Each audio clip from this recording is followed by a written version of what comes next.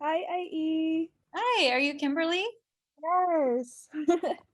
Great to see you guys. How's everyone doing? Good. How are you? We're doing good. Phenomenal. Oh my God, we were just wondering what does your name stand for? Does it stand for something?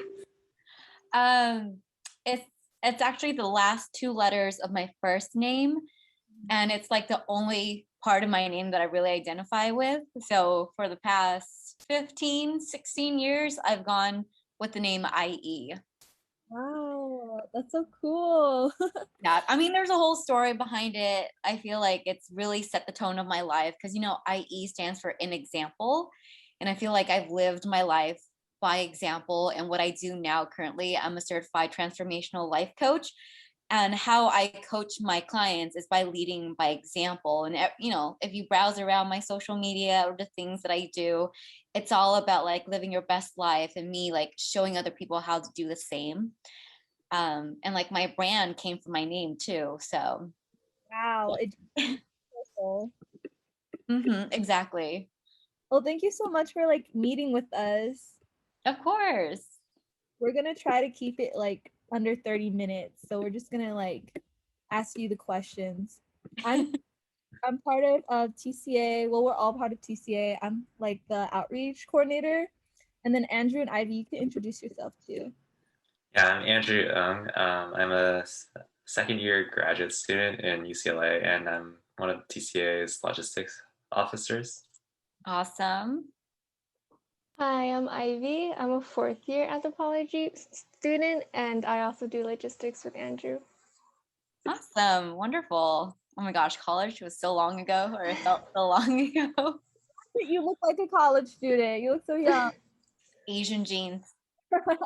Asian. I exactly. Okay, we can get started with the first question. So, Mhm. which Teochew dish do you like the most? Okay, so my favorite Teochew dish is always going to be the fried rice cake with the egg and the scallions, green onions. I remember as a kid, my mom would always make that. And I remember I have three older brothers. So they would always ask, like, oh, if you can eat one thing for the rest of your life, what would it be? And I would always say the fried rice cakes because it was so good. Okay, I can ask another question then. So like adding on to that, we were wondering what Teochew dishes that you personally make, or any like family dishes that you guys make. For me, I actually don't really make any family dishes or Teochew dishes. I mean, I asked my mom for recipes, but she's always like, I don't know, I just cook it off the top of my head. I don't write anything down, so it's really hard to get recipes from her. I'm pretty sure I've attempted to make the fried rice cake myself. It's just not the same as how my mom makes it. As an adult now, I eat fairly clean and healthy. I'm a vegetarian, vegan, like plant-based is what I usually go after. So two chow dishes, Asian dishes are made like meat. So I don't really make too much of the traditional dishes. I do visit my family here and there, so that's when I get like my fix of two chow foods.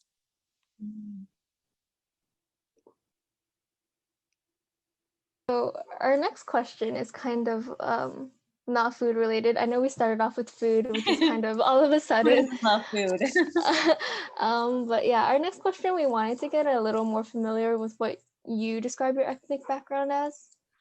Yeah. So whenever someone asks me what I am, I would always say I'm Teochew American. So I identify myself as Teochew and American. I was the only one in my family that was born and raised in America. So if you ask my brothers, they might give you a different answer as to what they identify with because they were born and raised in Vietnam.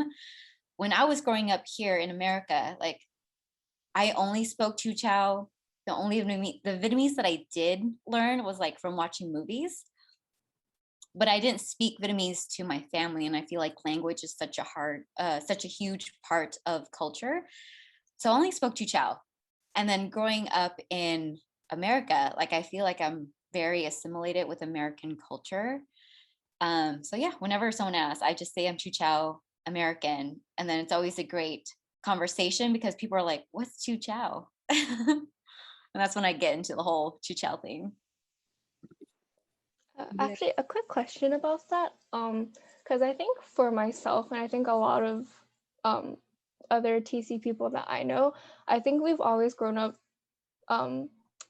saying that we were Chinese American just because, you know, no one knows what Duchy is. And I guess we didn't want to go through the process of explaining it.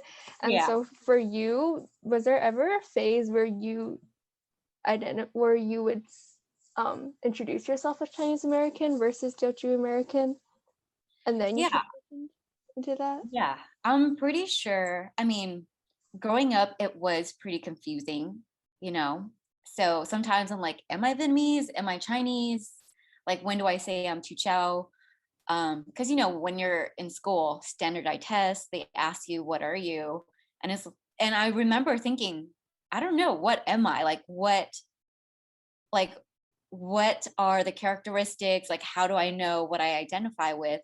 And because there's not too many Teochew people, it's not like I could be like, hey, what'd you guys put as your answer to these questions? But I think now, just grown up, I just say Teochew American. I mean, I can say Chinese if I don't feel like explaining everything, but more so than not, I am always happy to explain like what's Teochew, what it is, because I feel like that's one way I can keep the culture alive, by talking about it, by keeping it relevant, or at least introducing people to this culture that they've never heard before. It's a nice icebreaker too, so I don't mind. Did you have any Teochew friends growing up? This is not like one of the questions, but I'll ask the next question later. Yeah. So luckily, yes, my best friend was Titu. I mean, I knew relatives in the area going through high school. I think there was like two other people that I kind of know. And then in college, when I joined Delta Sigma Pi, a co-ed business fraternity, my pledge brothers, 3 of them happened to be Teochew, which was like freaking amazing, because never have I ever found a group where there was like multiple Teochew people. So I did have friends that were Teochew, and even within amongst us, we realized that even our Teochews were different, like how we speak was different, or tonality or accents are different. And some of the things that we do are different too. So one, there's already not a lot of like Teochew people out there in the communities. And then 2, even when you do find, or at least for me, when I did find Teochew friends, like there were still differences. So then, you know, again, that kind of adds like, okay, so then what really constitute as Teochew, because you do this and I do this, or you say this, but I say this, like there's so many differences. But then it's kind of exciting. At the end of the day, like we're all GAGINANG. So it just felt great either way. It adds a little flavor. Wait, where did you go to school and where are you originally from? Like, where did you grow up? I grew up in Monterey Park, good old 66. And I went to school at Cal State Long Beach. Oh, okay. So SoCal. Yes. Yeah, there's like a lot more Teochew people in SoCal because I'm from the Bay Area and there's like no one here. I had like one half Teochew friend. Oh my gosh, really? Yeah. That's crazy. Yeah, Monterey Park has a lot of Teochew people. Hey, MBK, there you go. Yeah, you'll be happy to know that there are a lot of Teochew clubs nowadays in the UCs, at like UC San Diego, UCI, and UCLA. But my sister said that there didn't used to be any Teochew clubs. Yeah, exactly. Yeah, it's really nice to know that you guys are around. And I know I'm in like some Facebook groups for Teochew people too, from like all over the world. So it's nice that people are still wanting to keep it alive. And now I'm seeing like Instagram accounts for Teochew people, like teaching you how to speak the language. So I think that's really dope. Oh yeah, did you have any Teochew clubs in your school or was that not a thing? In college, I don't remember if we did. I wasn't a part of any, so I don't think we did. Long, Um, what was that? Long Beach, you said? Cal State Long Beach, yeah. I don't remember, but then at the same time, I was very heavily into DSP. And then I had my pledge bros that were Teochew too. So it was like, I don't know, it was just nice. It was more intimate that way. You really found a community. What was that? You really found like a Teochew community on I campus. know. Yeah, it was always nice. Like being able to speak Teochew with other people just felt nice. And then we always joke about like who in the group is going to be teaching the kids Teochew because they're so good at it. You know, like all of our levels were all different. So it was just really cool. Kimberly says cannot relate. Are you fluent in Teochew, or who taught you? Well, growing up, my parents, like that's what we spoke. It was our main language in the house. Although my parents, because they did come to America from Vietnam, they were taking English classes when I was younger. So I was also speaking to them in English so that they can learn. So I feel like my Teochew is like all broken up now, especially because I don't live with them. I don't talk to them like every day. I don't have people that I talk to every single day in Teochew. So I know I've lost a lot. And I'm sure a lot of people can relate to, especially if like they're the first one that's born in America, or like if they marry into like other cultures, they speak Teochew less and less. Okay, so for our next question, we wanted to ask, what does being Teochew mean to you? And if you're multicultural, what does that mean to you as well with like Teochew and your other culture? Yeah. For me, I don't know. I feel special being Titu. Like, I know it's a very small ethnic group. And for me, I like to stand out. I like to be different. I know for a lot of people, that is not the case. They like to fit in and they like to feel like they're a part of the group. So I know a lot of people grow up feeling like very confused or very, very isolated and alone because they're not the same as everybody else. But for me, I don't know, I feel cool about it because it's like a special connection when I do meet another Teochew people, another Teochew person. Um, so yeah, I don't know. I just feel special. I feel like it's cool. And I feel like it's something that I can bring to the world too and like educate someone about the culture, you know, like it's something that I was born into and grew up with. It's almost like a cool responsibility that you have that you can pass on, like a legacy. So I feel like it's something that I can pass on to my children and like educate other people that this ethnic group exists.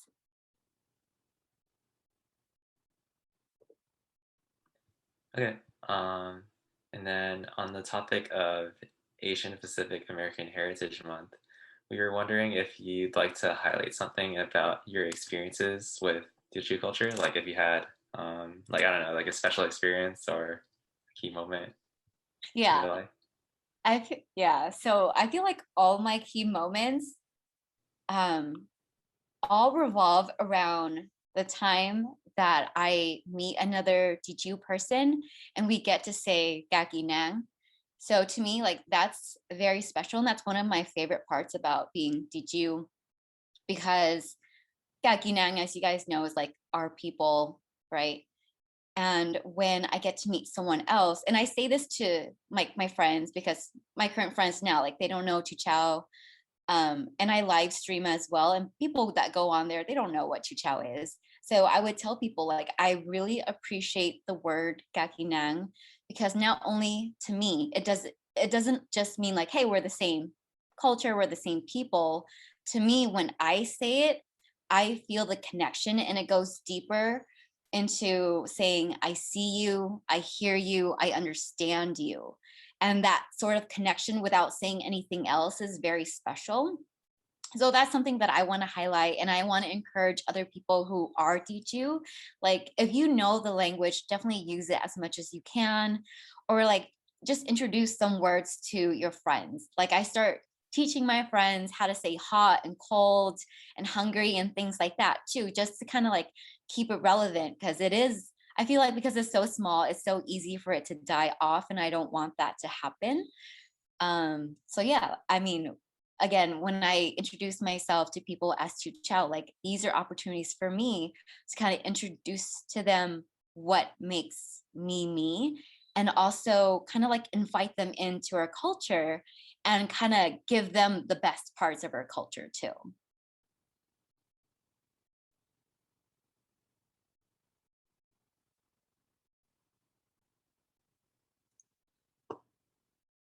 Oh, sorry about that. I was trying to find the next question.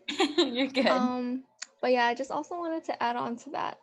Because like you said before about how growing up in Monterey Park, there is like a decent amount of TC people compared to a lot of other cities. And then also in college, there weren't any formal groups for you to sort of meet other TC people, but you were just somehow able to find these TC people like within your surroundings. So then after college, how did you, as someone, as an adult, a young adult now trying to just find a job and live on your own, how did you happen to then meet and connect with more TC people? Because I feel like it would be so much harder in like a much open world where you sort of, it's already hard enough to just meet people in general. Right. And yeah, we've seen your work with especially like the Fung brothers and like all the other TC YouTubers, and we were just wondering like how did this all happen? Like, because it just seems to be such a coincidence, sort of. Right. Well, my answer to that is, one, I do put myself out there. Like I go out before COVID. Like I would go out, I would participate in things. Like with the Fung Bros and other YouTubers, like I hear about something, I show up. So one part is actually showing up, right? If you don't go to the gym, you don't go to these meetups, you don't go to the supermarket, whatever it is, then no one knows that you exist, right? So half of the battle is just showing up. And I feel like the other half is actually stating that I am Teochew, right? Because if I just casually said, oh yeah, I'm Chinese, and I don't go into it, then people will automatically assume, okay, she's probably Cantonese or Mandarin or something that's very more broadly Chinese. But because I, one, show up, and then two, say, hey, I'm Teochew, then another person could be like, oh my God, so am I, So that's like how I met Olivia. We went to this event in LA, just networking events. And then I don't exactly remember, but I'm pretty sure I was like Teochew or something. And then she's like, oh, I'm Teochew too, right? And then that's how we met. So you just got to put it out there, I guess. I guess luckily for me, because I do show up and I put it out there, I get in return, I get to meet more Teochew people. I think that's all the questions. The other two questions we have, you kind of already answered, so we can just skip those. But do y'all have any more questions for IE? Andrew, did you have like other questions that you wanted to ask? If not, it's fine. No, I feel like we kind of improv some of these questions and went off the beaten path. Yeah, we covered a lot in a short amount of time. Yeah, I really appreciate you guys doing this. Thank you so much for reaching out to me. I like that you guys are like,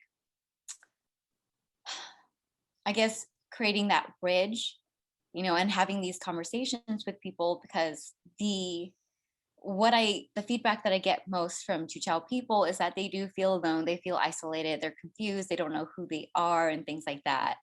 So I like that you guys are still keeping it alive at your school, and like reaching out to other people, influencers that are Teochew, because more likely than not, we're always going to be very excited to talk about these things, because we know it is like a dying culture. Not a lot of people say they're Teochew. So even the people who are Titu, they're not going to say that they're Titu, because people don't understand, or they don't want to talk about it and things like that. So I like that you guys are doing this. So if there's anything else that I can help you guys with, let me know. I'm more than happy to help. Yay! Thank you so much, IE. Do you Yeah, of course. as the Teochew princess. Oh my gosh. I feel okay. I said that because Kane was like, well, I'm the Titu prince. So I'm like, well, then I'm the princess. Don't be self-proclaiming you're this. But I mean, like, that's just the title. That's just the thing. What's more important is that people feel happy and good with who they identify themselves with. So yeah, I mean, I guess like my last words to you guys and just like, whoever that is watching the recording, whatever it is that you identify yourself with, like only you can dictate who you are. Other people's opinions or their feelings, like it does not define who you are. Only you can define who you are. And it's, that resonates with you, it makes you happy, then that is you. Thank you so much. Yeah, I really agree with your last message. I think it's something that I wish I had heard more often when I was younger. And so I'm really hoping that, with TCA and all these more TC sort of communities popping up, I really hope that a lot of younger TC people are able to, sort of not necessarily have to embrace their TC identity, but at least sort of be able to have a resource to understand that part of them if they wanted to. Exactly. Because I think that's something that a lot of us did not have, back then. I say back then, even though we're all in like our early 20s. So yeah, but thank you again for your time. Yeah, of course. Thank you guys so much